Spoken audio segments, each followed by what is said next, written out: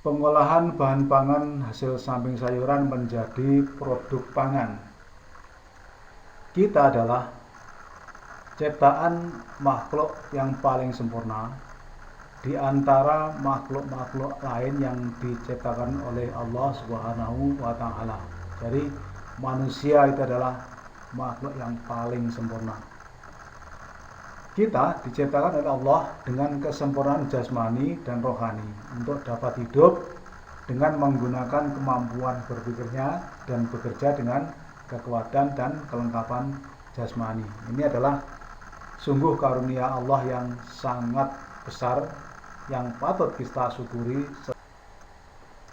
Dan salah satu bentuk syukur kita adalah dengan cara mengolah sumber daya alam berupa hasil pangan sayuran. Jadi dengan kemampuan berpikir para ahli pertanian ini menemukan manfaat dan kandungan pada berbagai macam bahan pangan sayuran bagi kesehatan dan kebutuhan variasi olahan pangan. Mengolah hasil pangan sayuran sangatlah menarik dan menyenangkan. Mungkin kamu telah mempelajari pengolahan bahan pangan sayuran menjadi berbagai olahan minuman dan makanan yang sangat menggugah selera. Untuk selanjutnya, mari kita bahas pengertian tentang apa yang dimaksud dengan bahan pangan hasil samping sayuran.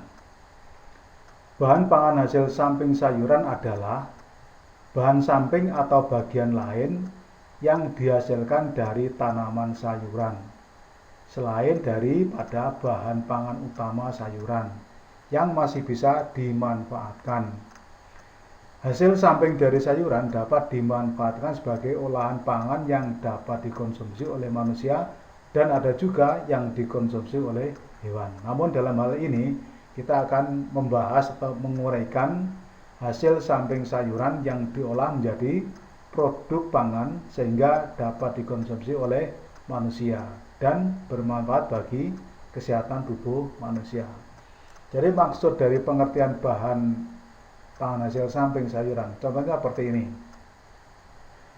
Kita tahu bahwa belinjo atau melinjo ini kebanyakan kulitnya dibuang, yang dimasak cuma bijinya. Antara lain paling banyak dijadikan sebagai emping melinjo.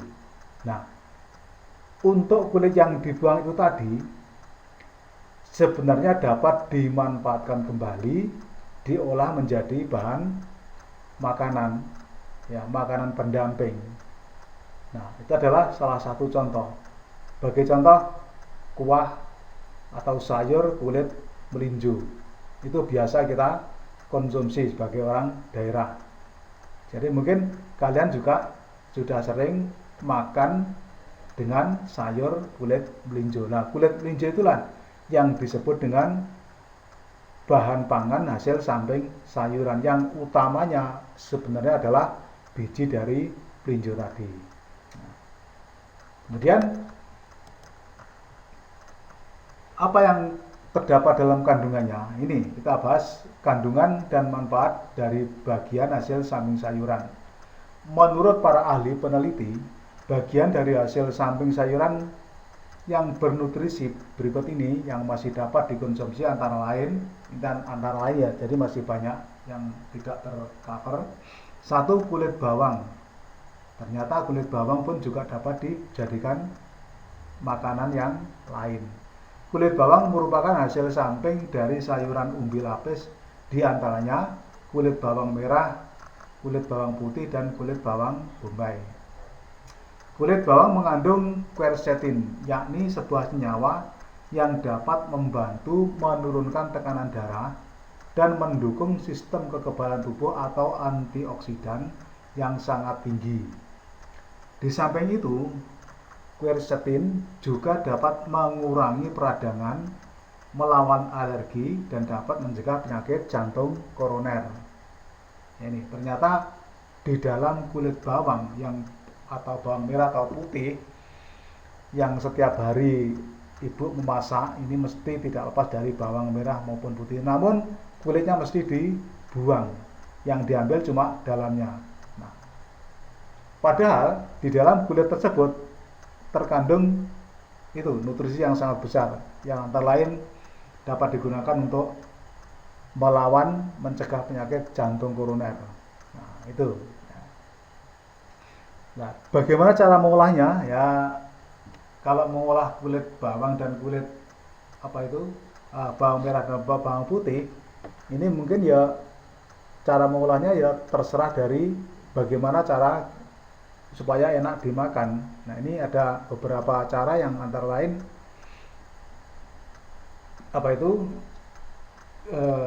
kulit bawang itu dimasak, ya mungkin direbus, ya mungkin dicampur dengan gula yang agak banyak dan rempah-rempah lain ini sehingga dapat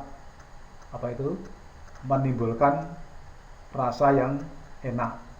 Jadi terserah memasaknya bagaimana, yang jelas di dalam kulit bawang merah maupun bawang putih itu sangat bermanfaat untuk kesehatan tubuh.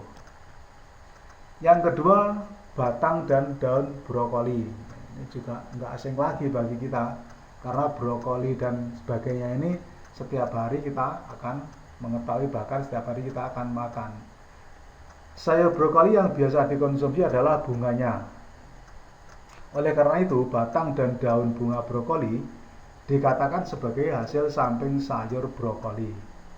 Jadi maksudnya, kalau yang dimasak bunganya, otomatis batang dan daunnya ini biasanya dibuang begitu saja. Padahal masih dapat digunakan sebagai produksi samping. Batang brokoli masih dapat dimakan dengan mengupas sedikit bagian yang keras dari batangnya. Demikian juga dengan daun yang menyelimuti bunga, sangat dinikmati, sangat nikmat jika dimasak sop seperti kubis atau dibuat jus sayuran. Ini. Sedangkan batangnya bisa diolah sebagai acar atau ditumis. Jadi biasanya kalau mereka ini biasa hanya masak daunnya atau bunganya, ya mungkin batang dan daunnya biasanya dibuang. Ini. Atau mungkin ada juga yang memasak keseluruhannya. Nutrisi tidak hanya terkandung pada bunga brokoli, tetapi batang dan daun yang menyelimuti bunga brokoli juga mengandung banyak nutrisi. Dan brokoli mengandung karotenoid, yaitu merupakan sumber vitamin A yang memiliki sifat mencegah kanker. Nah, ini. Jadi diusahakan kalau beli brokoli ini batangnya dimasak lagi untuk sebagai obat, ya, sebagai obat, dan juga sebagai sayur, kan dia juga enak itu. Yang kedua, tangkai daun hijau pada wortel. Sekarang wortel ini. Wortel pun juga demikian. Biasanya kalau kita masak wortel, yang dimasak cuma wortelnya. Daun dan tangkainya biasanya dibuang. Padahal di dalam tangkai dan bunga atau daun itu banyak sekali mengandung zat-zat yang antara lain kalsium, jadi magnesium, niacin, zat besi, seng, vitamin B, vitamin K, serta antioksidan yang baik untuk kesehatan kita. Ya, jadi batang dan daun brokoli, maksudnya wortel ini ternyata juga baik untuk kesehatan tubuh kita. Kandungan tersebut membantu melawan kanker usus besar dan memperkuat tulang. Nah, ini ternyata seperti itu ya, setelah kita pelajari, setelah kita tahu, ternyata batang brokoli dan daunnya dapat digunakan untuk membantu melawan kanker usus besar dan memperkuat tulang. Cara mengolahnya gimana? Ya terserah bagaimana caranya supaya dimakan itu enak. Nah, tergantung kalian. Kemudian keempat, kulit kentang. Nah, ini pun juga sama dengan yang lain. Biasanya kalau ibu kita mau masak kentang, itu biasanya kulitnya juga dibuang. Atau bahkan kulit arinya yang tipis-tipis itu setelah dicuci biasanya juga dibersihkan, ya dikupas. Nah, padahal itu memiliki vitamin yang sangat berfungsi bagi kesehatan badan kita, tubuh kita. Di antaranya adalah bagian kulit kentang itu kaya akan asam klorogenik, yaitu polifenol yang mencegah mutasi sel-sel yang mengarah pada kanker. Asam klorogenik berfungsi sebagai antioksidan yang dapat menetralkan radikal bebas yang berpotensi menjadi obat kanker alami. Selain itu, kulit kentang juga banyak mengandung serat larut, potasium, zat besi, fosfor, seng, kalsium, kalium, vitamin A, B, dan C. Ternyata sangat lengkap ya. Namun kebanyakan kulitnya dibuang begitu saja. Karena apa? Memang ya kebiasaannya seperti itu. Ya. Namun kalau kita mau memanfaatkan kulit itu, ternyata banyak sekali mengandung nutrisi yang sangat bermanfaat bagi kesehatan tubuh kita. Nah, tadi sekarang yang kelima, kulit melinjo yang tadi saya terangkan tadi. Biasanya kalau orang masak melinjo atau menjadikan melinjo itu digunakan sebagai masakan, ini yang diambil cuma bijinya yang dalam saja, kulitnya paling banyak dibuang. Namun kalau melinjo ini masih mendingan dibanding dengan yang di atas tadi, seperti brokoli, kemudian kentang.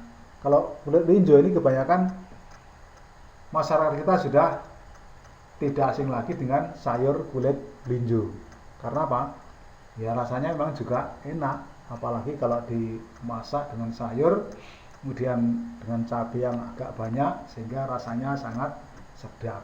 Nah, ternyata di dalam kulit melinjo ini mengandung energi yang tinggi, antara lain karbohidrat, protein, lemak, kalsium, fosfor, vitamin A, B1 dan C. Selain itu, kulit melinjo juga menghasilkan ekstrak anti asam urat. Nah, kalau kita makan emping melinjo terlalu banyak, ini dapat mengakibatkan asam urat, jadi penyakit asam urat. Namun kita tidak usah khawatir, karena di dalam kulit melinjo ini ada zat yang berguna untuk mencegah asam urat. Nah, ini jadi Allah itu membuat sesuatu yang ada di bumi ini tidak ada yang sia-sia. Sebagai contoh itu kulit melinjo. Ya, kalau terlalu banyak makan bijinya kita akan kena asam urat. Tetapi dengan mengkonsumsi kulitnya ternyata bisa digunakan untuk menangkal asam urat. Nah, ini. Ya, jadi jika biji melinjo akan menyebabkan sakit asam urat, namun kulit melinjo merupakan obat asam urat. Kadar energi yang tinggi sangat baik untuk dijadikan sumber minuman dengan glukosa yang tinggi.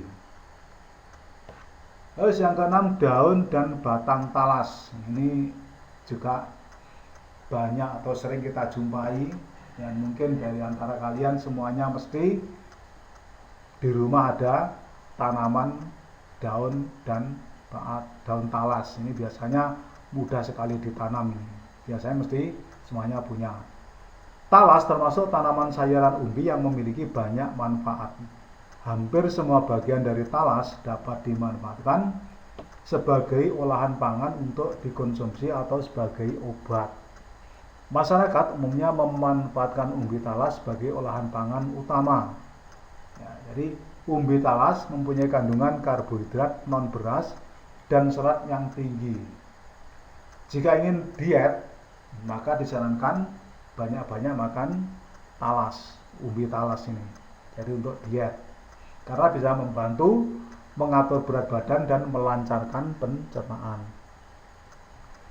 Adapun hasil samping dari talas adalah daun, batang, dan akar talas. Daun dan batang dapat dimanfaatkan sebagai olahan produk pangan yang menunjang kesehatan tubuh. Namun akar talas lebih banyak dibuat sebagai obat. Kandungan nutrisi yang terdapat pada daun talas seperti protein, karbohidrat, lemak, kalsium, fosfor, zat besi, dan juga beberapa vitamin A, B1, dan C yang dapat melancarkan pencernaan. Ini ternyata di dalam lingkungan kita, sekitar kita, tanaman-tanaman sayuran ini hampir semuanya dapat dimanfaatkan. Tapi karena sudah kebiasaan, ini kadang-kadang ya hanya yang dimanfaatkannya sebagian.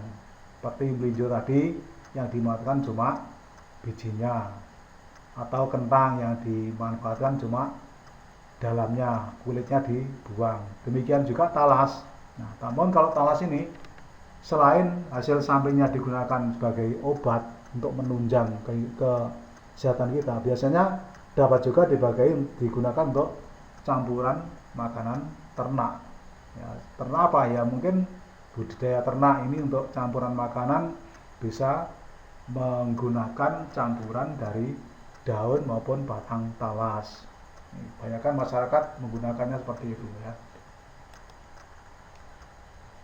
Nah, ini kemudian batang atau tangkai dapat menimbulkan rasa gatal. Untuk menghilangkan rasa gatal, kupas kulit batang talas hingga bersih dan potong-potong dengan ukuran sedang, lalu rebus dalam air mendidih hingga masak. Kemudian tiriskan. Tidak sembarang batang talas yang bisa dibuat oleh olah panganan. Nah, ini biasanya memang ya, daun talas itu kalau bahasa Jawa, kalau di daerah kita ini biasanya sayur lompong ya, makan sayur lompong. Nah, sayur lompong ini kalau kita tidak bisa memasak dengan serius, maka ketika kita makan akan terasa gatal di mulut maupun tenggorokan. Padahal itu adalah sayur yang sangat enak. Namun kalau orang-orang sudah berpengalaman, terutama ibu-ibu kalian, ini sudah pandai masak daun maupun batang talas, ini tidak akan terasa gatal sedikit pun. Mungkin itu dulu yang dapat saya sampaikan. Nanti kita sambung lagi. Saya akhiri. Assalamualaikum warahmatullahi wabarakatuh.